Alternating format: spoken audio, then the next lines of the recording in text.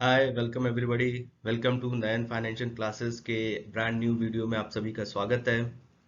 मेरा नाम विवेक और मैं आपके लिए लेके आया हूँ best mutual fund for 2024 series, जिसमें मैंने बात किया है बैलेंस एडवांटेज फंड के बारे में, फ्लेक्सी कैप फंड के बारे में, स्मॉल कैप फंड के बारे में।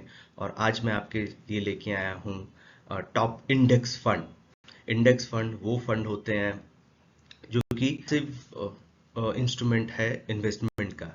इसमें जो भी हम इन्वेस्ट करते हैं वो इंडेक्स जैसे जिस तरह से ऊपर इंडेक्स आगे बढ़ता है, जैसे फॉर एग्जांपल सेंसेक्स या निफ्टी या for example Nasdaq in US markets, उसके हिसाब से ये फंड जो है रिटर्न जनरेट करते हैं। तो ये एक पैसिव फंड होते हैं जो कि एक फिक्स डिपॉजिट का एक बहुत ही अच्छा ऑल्टरनेटिव है। तो मैं आपके लिए लेके आया हूँ 2024 के लिए बेस्ट इंडेक्स फंड। तो चलिए दोस्तों, चालू करते हैं वीडियो। मैं आपके लिए जैसा कि ये मेरी पूरी सीरीज है, मैंने कवर किया हुआ है बैलेंस एडवांटेज फंड, फिर मैंने कवर किया है फ्लेक्सी कैप फंड, फिर मैंने अभी हाल में ही स्मॉल कैप फंड्स पे वीडियो डाला है, और आज मैं आपसे बात करूंगा बेस्ट इंडेक्स फंड के बारे में। तो इन ये जितने भी पुराने वीडियोस हैं आप हमारे चैनल को सब्सक्राइब कर सकते हैं, लाइक कर सकते हैं, और फिर आप उस इन सारे वीडियोस को देख सकते हैं और अपने पोर्टफोलियो में एक best suitable mutual fund add कर सकते हैं। तो जी हाँ दोस्तों, जैसा कि मैं हमेशा बोलते आता हूँ, हमेशा आपसे जब भी मैं एक वीडियो लेके आता हूँ मैं हमेशा ये कहता हूँ कि मैं आपके लिए कम से कम डेटा पॉइंट में ज़्यादा से ज़्यादा इन्फॉर्मेशन और क्विक इन्फॉर्मेशन के लिए आपके लिए ये वीडियो बनाता हूँ। मेरा मेरा ऑब्जेक्टिव है कि मैं आपको कम से कम डेटा पॉइंट दिखाऊं और आपके लिए बेस्ट म्यूचुअल फंड मैं रिकमेंड करूँ हर एक कैटेगरी का। तो as far as index fund is concerned, friends, these are top four funds: HDFC Index Fund Nifty 50 Plan, UTI Nifty 50 Index Fund, ICICI Prudential Nifty 50 Index Fund और SBI Nifty Index Fund। ये चारों के चारों fund जो हैं Nifty 50 को as a benchmark index मानते हैं और उसके अकॉर्डिंगली ही इन फंड का परफॉर्मेंस होता है। तो बेसिकली निफ्टी 50 में हमारे पास 50 स्टॉक्स हैं, 50 कंपनीज हैं जिनके स्टॉक्स लिस्टेड हैं। अब ये जो जो भी इन्वेस्ट होता है तो ये इन्हीं 50 स्टॉक्स में इन्वेस्ट होता है। For example Reliance, HDFC, TCS, etcetera etcetera, ये जितने भी लार्ज कैप के फंड होते हैं ये उनमें ही प्राइमरली इंडेक्स फंड इन्वेस्टमेंट होते हैं। तो अगर आप देखें फ्रेंड्स, अगर रिटर्न की बात करें तो रिटर्न भी इनका बिल्कुल ही आसपास है, बिकॉज ये इसमें जो भी हमारे असेट मैनेजमेंट कंपनी के जो भी फंड मैनेजर्स होते हैं उनके पास कोई ज़्यादा फ्लेक्सिबिलिटी नहीं होती है। उनको जो भी निफ्टी 50 में, फॉर एग्जांपल ये निफ्टी 50 इंडेक्स फंड है, तो निफ्टी 50 में जितने भी कंपनीज हैं उन्हीं में उन्हें ये एलोकेट करना पड़ता है, और उसी प्रोपोर्शन में जिस प्रोपोर्शन वो निफ्टी 50 में उनका वेटेज है। तो अगर आप देखें 1 ईयर, 3 ईयर या लाइफ का, अगर मोटा मोटा सारे के सारे ऑर्गेनाइजेशन, सारे के सारे फंड्स का सेम परफॉर्मेंस है। अब अभी हाल में निफ्टी ने काफ़ी अच्छा परफॉर्म किया है, तो लास्ट 1 ईयर अगर आप रिटर्न देखेंगे वो काफ़ी अच्छा है, बिकॉज अभी डेफिनेटली बुलिश ट्रेंड चल रहा है और markets our life time high पे हैं।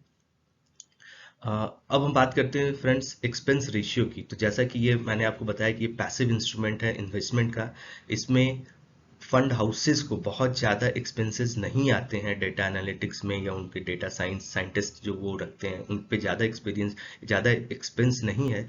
और एज अ रिजल्ट यहाँ पे अगर आप देखेंगे तो expense ratio is one of the lowest. अगर आप फ्लेक्सी कैप फंड में जाके देखेंगे तो वो expense ratio was around 1%, same for even small cap fund. As far as exit load is concern, exit load भी आपका बिल्कुल ही यहाँ पे सबसे कम है। एग्जिट लोड टिपिकली 1 से 2% होता है, बट अगर आप यहाँ पे देखें तो ये काफ़ी कम है। ये बिल्कुल ही HDFC के लिए 0.25 है, UTI और ICICI के लिए तो बिल्कुल ही एग्जिट लोड नहीं है। तो इसका मतलब ये है कि आप कभी भी चाहें तो इस फंड से अपने पैसे निकाल सकते हैं। SBI का 0.2% है, जो कि काफ़ी कम है। अगर मैं देखूं असेट अंडर मैनेजमेंट तो ये सारे फंड काफ़ी अच्छे हैं, काफ़ी बड़े हैं। HDFC, UTI are pretty good. 10,000 13,000 crore का फंड हो चुका है, ये काफ़ी बड़ा फंड है। और इन्वेस्टर्स हैं, इन्वेस्टर्स ने इसमें काफ़ी अच्छा अपना इंटरेस्ट दिखाया है।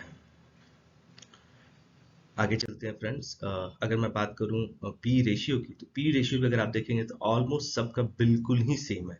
और ये इसीलिए क्योंकि सारे के सारे फंड निफ्टी 50 में ही इंडेक्स में जितनी भी कंपनियां हैं, जैसे मैं बता रहा था, बिल्कुल ही उसी में इंडेक्स करते हैं। तो इसमें आप देखेंगे ज़रा भी किसी में अंतर नहीं है, बिल्कुल 31.56 का पी रेशियो है सारे के सारे म्यूचुअल फंड्स का।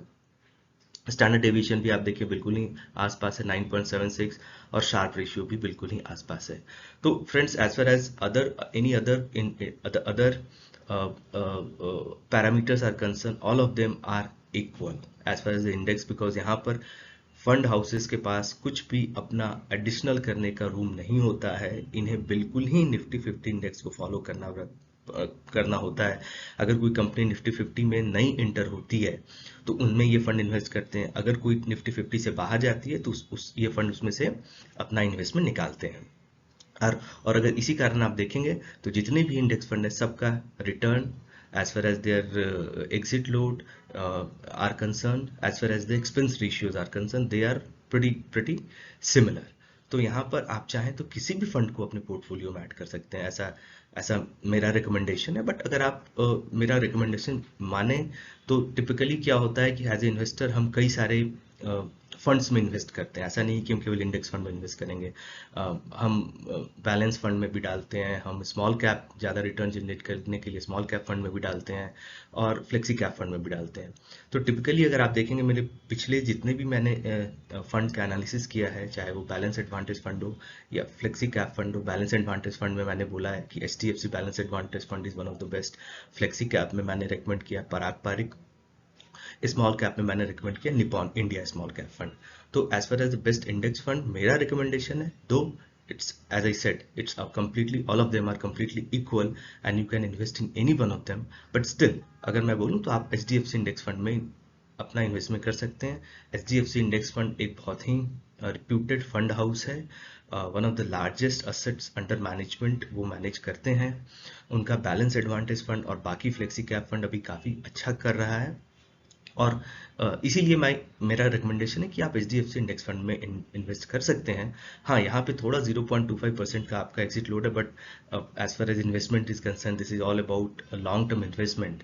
तकरीबन 5 से 8 साल के लिए तो आप इन्वेस्ट ज़रूर करें, इन्वेस्टेड रहें। और अगर आपका इन्वेस्टमेंट पीरियड इतना लंबा है तो डेफिनेटली ये एग्जिट लोड भी आपके लिए मायने नहीं करेगा। तो HDFC इंडेक्स फंड मेरा रिकमेंड करने का एकमात्र एक रीज़न है कि ये काफ़ी रिप्यूटेड फंड हाउस से आता है, और आप यहाँ पर अपना इन्वेस्टमेंट कर सकते हैं। और डेफिनेटली अगर आप दूसरे फंड्स में भी इन्वेस्ट करते हैं तो definitely HDFC will be your one of the will be in your portfolio. तो अगर आप फंड को मैनेज भी करना चाहते हैं, अगर आप देखना चाहते हैं फंड कितना रिटर्न जनरेट कर रहा है, आपका क्या ग्रोथ आ रहा है, तो आपके लिए आसान होगा कि सारे के सारे, और majority of the funds are from one fund house. So basis this is my recommendation. I hope आप सभी को ये सीरीज पसंद आई होगी। ये इस सीरीज का आखिरी वीडियो है जिसमें मैंने बात करी इंडेक्स फंड की, और आशा करता हूँ कि आपके न्यू ईयर के लिए 2024 के लिए ये सीरीज आपको हेल्पफुल रही होगी, और आप इसके थ्रू अपना इन्फॉर्म डिसीजन ले पाए होंगे।